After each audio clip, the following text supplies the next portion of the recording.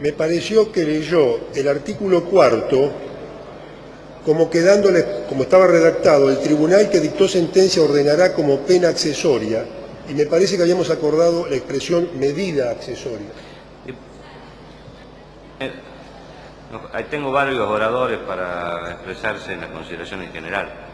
Ah, perdón, discúlpeme. Me parece. Bueno, diputada Gil Lozano tiene el uso de la palabra. Gracias, señor presidente. Yo antes nada lo que quiero decir, que ya lo habíamos hablado en otro momento, que lo que estamos haciendo no es constitucional, que hay una media sanción del Senado de registro de violadores y que no tiene el más mínimo sentido. Pero bueno, si tenemos que jugar algo, sigamos jugando. Yo voy a hablar del dictamen de minoría, que en realidad no es constitucional, pero igual lo voy a decir. Este tipo de registros,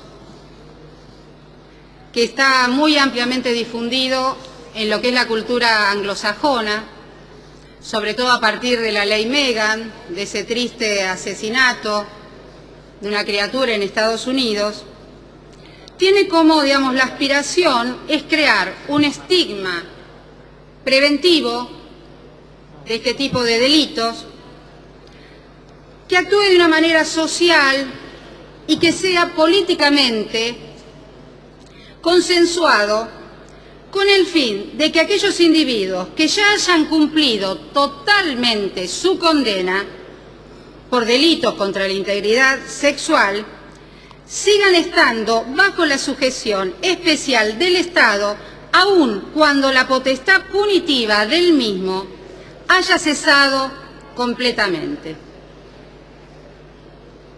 Asimismo, este proyecto es objetable a nivel constitucional como a nivel de política criminal.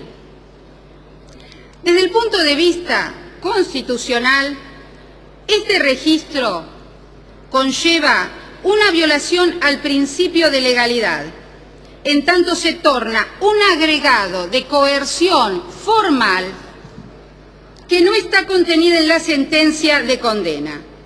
Y en segundo lugar, vulnera el mandato de certeza, el principio de inocencia y el derecho a la libre circulación, que está en el artículo 14 de la Constitución Nacional, ya que se van a individualizar todos los desplazamientos del expreso condenado por un delito contra la integridad sexual. En tercer lugar, violenta el derecho no solo de los condenados, sino también de sus familias, transformándose en una verdadera pena de publicidad. Una medida como esta constituye una ruptura flagrante con los principios de certeza e inocencia consustanciales con todo Estado democrático de derecho.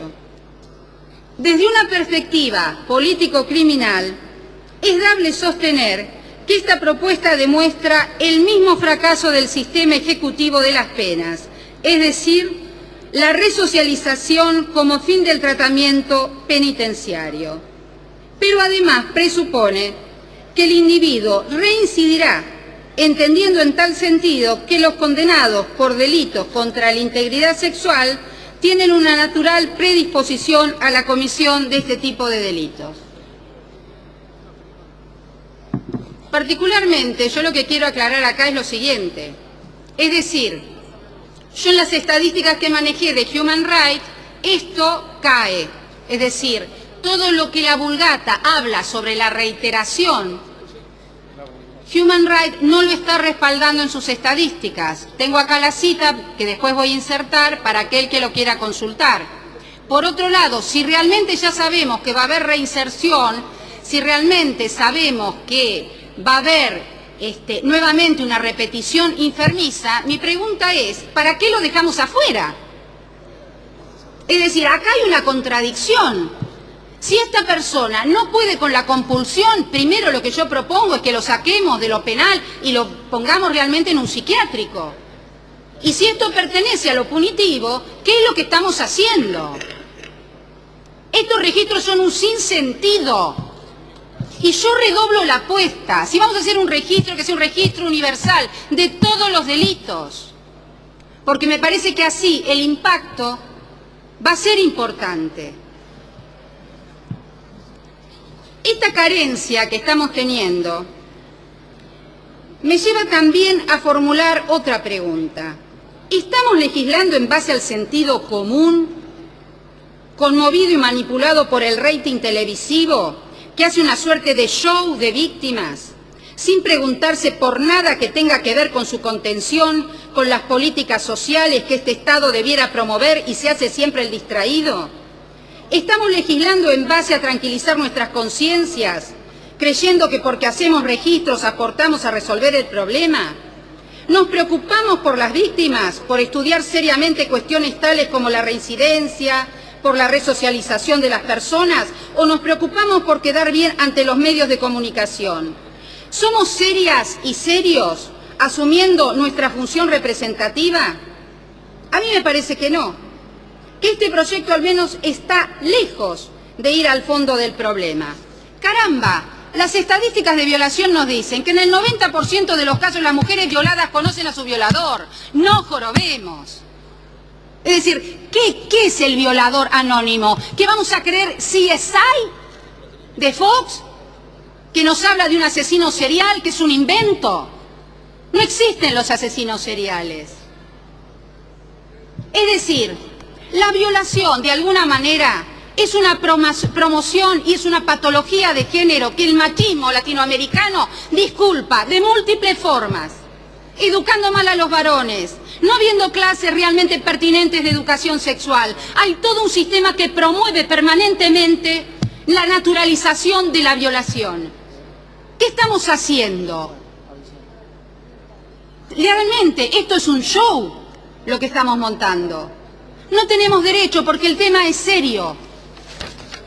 Como feminista, realmente, me parece que son muchos los motivos por los cuales esta ley no nos está sirviendo para nada. Yo digo, en este registro de violadores, ¿van a estar los sacerdotes abusadores? Pregunto. En este registro de violadores, ¿cuáles son las personas? ¿Qué se me está garantizando que se incluya? ¿Tengo que nombrar todos los disparates y agujeros que estamos promoviendo?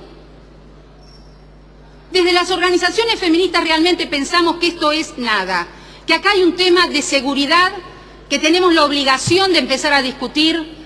La sociedad argentina nos está exigiendo que se acabe este Estado medieval en donde la gente está buscando venganza en vez de justicia porque el Estado no le está dando, y cuando hacemos algo y planteamos una discusión, la planteamos en un registro que realmente no va a servir para nada, porque en los lugares donde este registro se puso, realmente no sirvió. En otra dirección también es preciso preguntarnos hasta qué punto este registro, en tanto se establece en el proyecto que nos convoca como pena accesoria, no contradice el artículo 51 del Código Penal, que estipula un plazo de caducidad para las sentencias. En efecto, si en la sentencia se establece como pena accesoria el propio registro, ¿cómo puede ser que tal pena accesoria sea a perpetuidad cuando en realidad, acorde a lo determinado por el Código Penal, el plazo de un registro expira a los 10 años de haberse producido? Pero además, esta pena accesoria establecida como tal en el artículo 4 nos lleva a reflexionar sobre las palabras del jurista italiano Luigi Ferrajoli, que sostiene que las sentencias constitutivas no son solo, como las leyes constitutivas, fuente de desigualdad y discriminación, son también un factor de antilibertad en cuanto expresan un poder de disposición tan ilimitado cuanto ilegítimo por extralegal.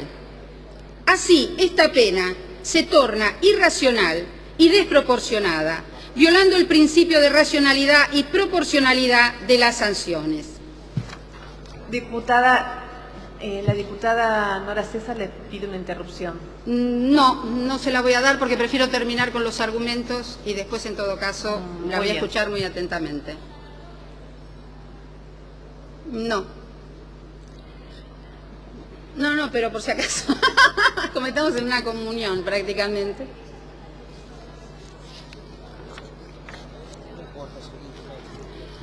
Y tampoco tiene sentido la votación, pero estamos todos jugando, porque esto no es constitucional, así que realmente no importa la versión que tengo.